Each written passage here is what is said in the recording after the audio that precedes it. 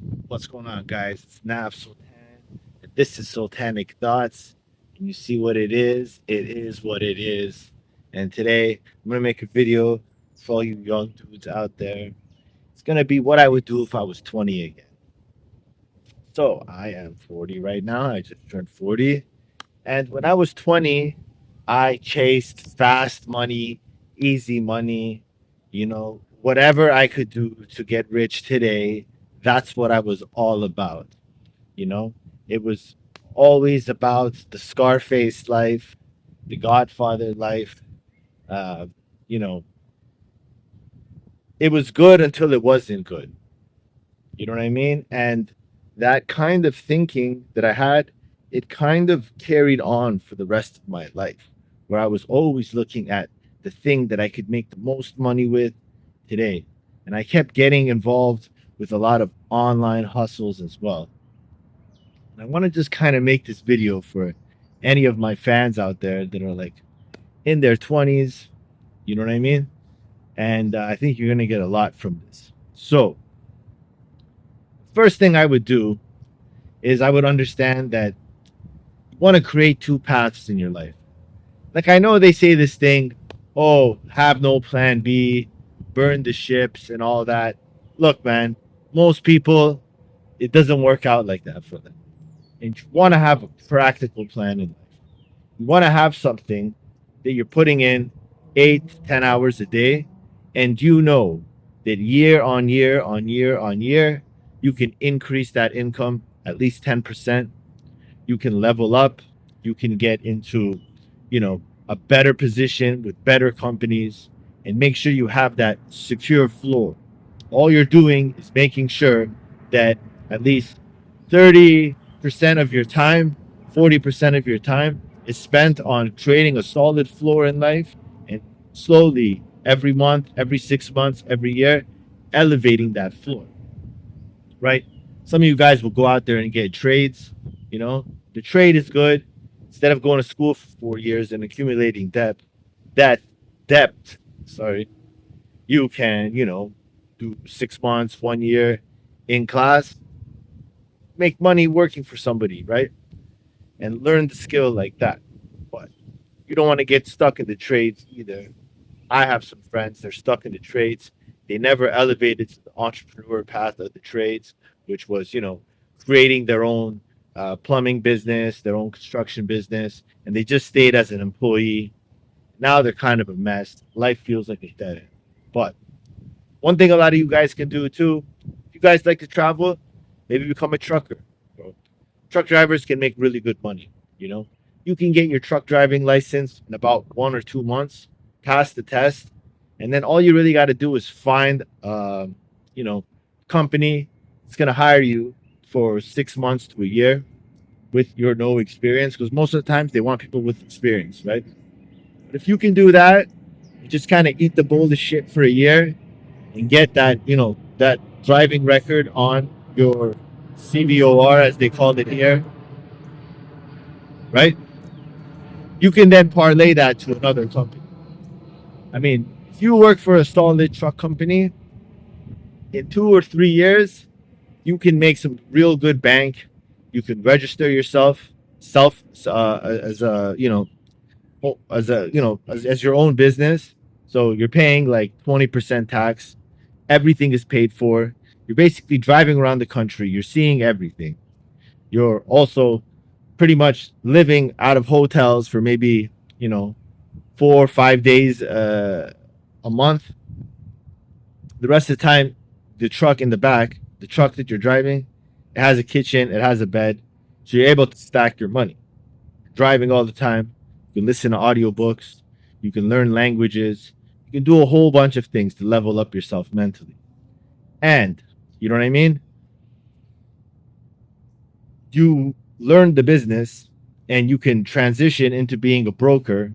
And if you're a broker, what do you need? You need a laptop, you need a phone, and you kind of broker deals, you make your money like that.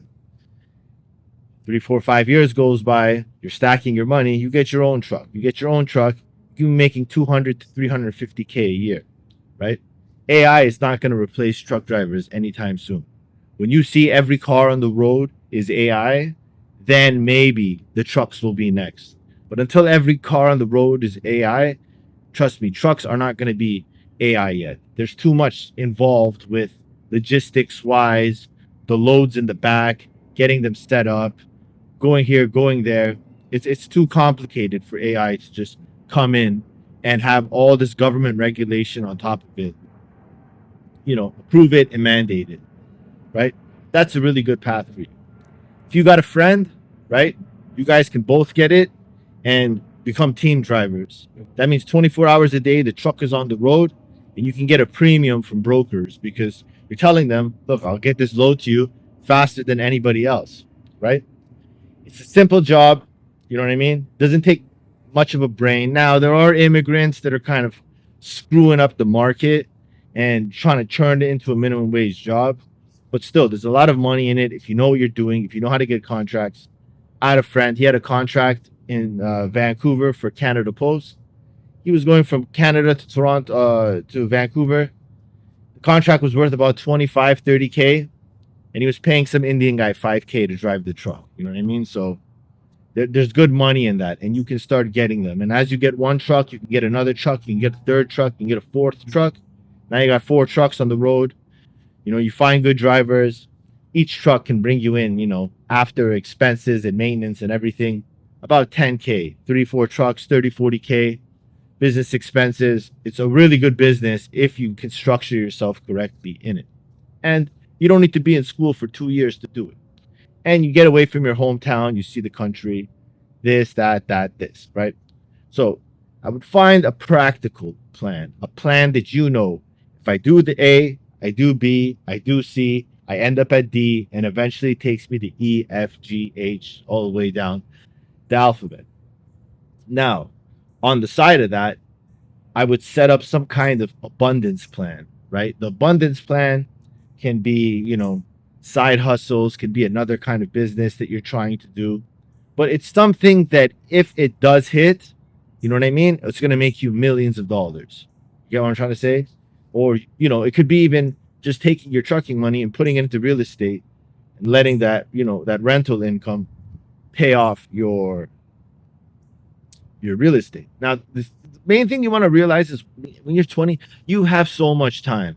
If I could go back to when I was 20, I would slap myself in the face and I would say, slow the fuck down, buddy. You have time. Just relax. You'll get there. Stop trying to get it tomorrow. My whole thing was I wanted everything tomorrow because I wanted to flex on everybody tomorrow. You know what I'm trying to say? It was a really toxic mindset that I had. And if you, as a 20-year-old, can just be patient and understand that life in your 30s is better than your 20s, and then in your 40s, you're not going to want to work, and in your 50s, you're going to want to sit on your ass, you know what I mean? Take care of your kids and enjoy life. You'll really pace yourself better, and work on those abundance plans. Now, here's the problem that I had in my 20s. One of the big problems I had in my 20s was that I would come across these online hustles, and I'm going to talk about those. I'm going to make videos about those online hustles, the black hat money I used to make, email servers, and all that fun stuff. I'm going to get into that for sure for you guys.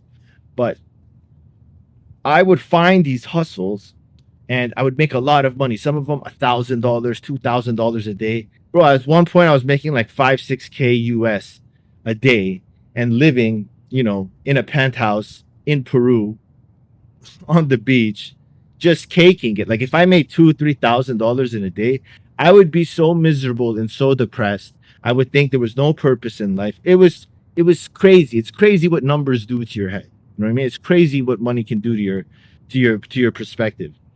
And what happened was that when I was making this money, I thought that it was always going to come. It was always going to come, right? And I didn't really milk it and maximize it for all that I could because they weren't real businesses. They were hustles. They were, glitches in the matrix. Like these guys that do, e-commerce and or they do OnlyFans management, whatever it is. They think it's a sustainable business. It's not. The barrier to entry is incredibly easy. It's getting flooded by new people every day, and it becomes a race to the bottom. So my advice is when you're in your 20s, you're more likely to come across these hustles because your friends are hungry for them, and you guys are more into the space where information is being shared from all aspects of your social circles. As you get 30, 40, stuff like that, people have families, people break off, people become distant, people become more focused into their careers, and you don't really get access to this stuff as much. In my 20s, bro, I was getting $500 a day hustles, 200 a day hustles, $1,000 a day hustles from all sides. You know what I mean? Because everybody I knew, all they wanted to do was make money. They didn't have other responsibilities. So the point that I'm trying to make is that if you are in your 20s and you do come across this thing, don't neglect the practical path that I talked about, right? That practical path, no matter what happens, don't fucking move away from it. Just stick on it. Trust me, stick on it. That is boring businesses. I'm telling you, if I could go back and do anything, I would just stick to boring businesses, car washes, stuff like that. It just they never ever like those industries never really change. But if you do come across these hustles, $500,000, $2,000 a day, hit it hard, right? Don't get comfortable. Don't think that hustle, that doorway, that window of opportunity is gonna be there, for the next year, bro. It could last a week, it could last 2 weeks, it could last a month. You don't know, especially when you're exploiting, platforms like Instagram and Facebook and TikTok. They're constantly changing their algorithms. They're constantly changing things up. And that thing that was making you money, you'll wake up one day and it's not there anymore. Trust me, I've learned this the hard way many times. I remember I was in Vancouver. I was making $1,000 a day. I was waking up at 8:30. I'd set something up in my mail there. 8:45, I'd press send. I'd drive my girl to her office. I'd come home, just chill for the rest of the day. I'm like, whatever. I'm making a G a day. I don't got to do shit. I would go rollerblading around Stanley Park. I live downtown by the beach. Go to the gym, do whatever I wanted to. But then I had another buddy who was putting in 12 hours a day, and he was making about 8 to 10K, right? But he was just working. He wasn't doing anything else. That guy laughed at me, bro. He was an older guy too. He was like 38. I was only like 22 at the time. You know what I mean? But still, it was like I could have done that. But I wanted to just I thought that the 1,000 was enough. I'm like, that's almost $500,000 a year. Why do I have to kill myself? You know what I'm trying to say? And that's what I would recommend to you guys. If and when you do come across these hustles, don't neglect your static path, but make sure you go hard with this stuff. Like, you know what I mean? Like, cut off distractions, tell your girlfriend you're busy, or make her come and help you, and just really milk it while it's hot. Get that money and don't spend it like an idiot. You know what I'm trying to say? That's what I would do. Now, the other thing I would do is I would definitely take up one or two forms of martial arts: wrestling, jujitsu, boxing, Muay Thai. You know what I mean? If you start in your 20s, I'm telling you, by the time you're 25, 28, especially 28, you'll be able to smash like 99.5% of the people in this world. You know what I'm trying to say? You're going to have such a curve of experience on everybody that they can't touch you. Now, I'm not saying that to go out and be a bully, be a cocksucker, but there's something about, going through life and feeling confident that you can handle people, that it just creates this kind of calmness, right? And things that scare, your friends and stuff like that. Oh, I got to go give a presentation. Oh, I got to go ask the sales pitch. Oh, I got to go talk to this girl. These things become minimal. They don't really exist to you. And when you have that confidence that you can handle people, I'm telling you, you walk into rooms and it's a different kind of energy. You know what I mean? You set off a different kind of energy, and you can't buy that with money. You can't buy that with brand names, right? It has to be earned. It's a belief that has to be earned from within. You know what I'm trying to say?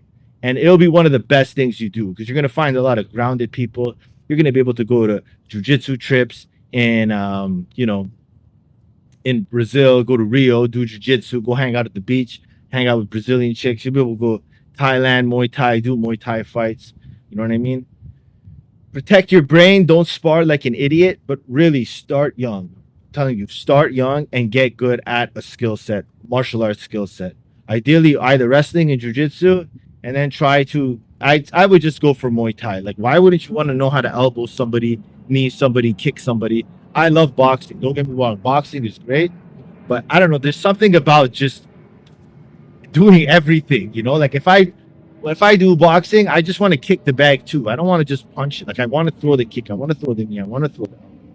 So make sure you're doing that as well. So just to recap, find a practical path, in terms of certification, you know, certain degrees in university. Most degrees are nonsense, but certain degrees, you want to become a doctor, you want to become a lawyer, you want to become a biologist, you want to become an accountant. You need these degrees, but other things, avoid those. I'd rather you guys go down some kind of blue collar path instead of studying lesbian literature. You know what I'm trying to say? What are you going to do with that? You're not going to get hired.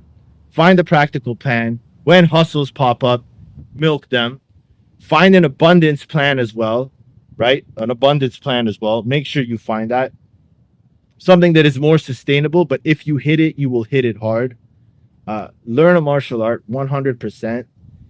And I would also, really start diving into the world of investing, reading, Benjamin Graham, Warren Buffett, right? Ray Dalio, and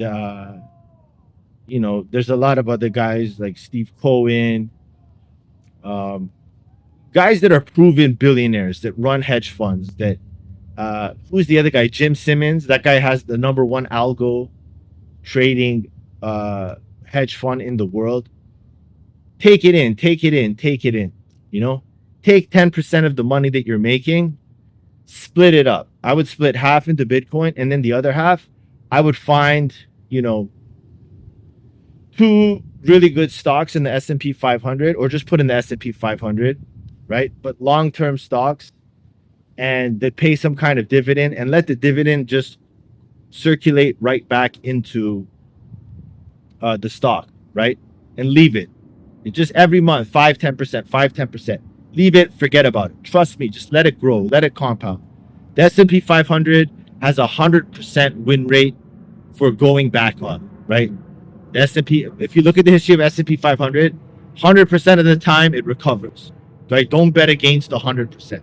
If the S&P 500 falls apart, we got bigger issues in life. If the S&P 500 falls apart, the money you saved is probably useless anyways, right? So trust in that, because that's what all these kind of big players do with their money, trust funds, hedge funds, all this other stuff, right? And the last two things I'll say is, try to travel as much as you can. You know what I mean? Save up, travel if you can.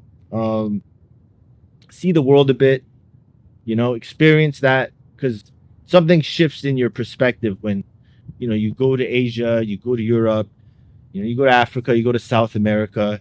It kind of does something to your perspective that you can't undo. And I feel like it gives you an edge in life, because when you do come back to your old life, when you do come back to the Western world, you start being a lot more red pilled. You start seeing through the bullshit. You start seeing through the programming of life, the programming of the Western world, what they're trying to get you to think and consume and all that stuff.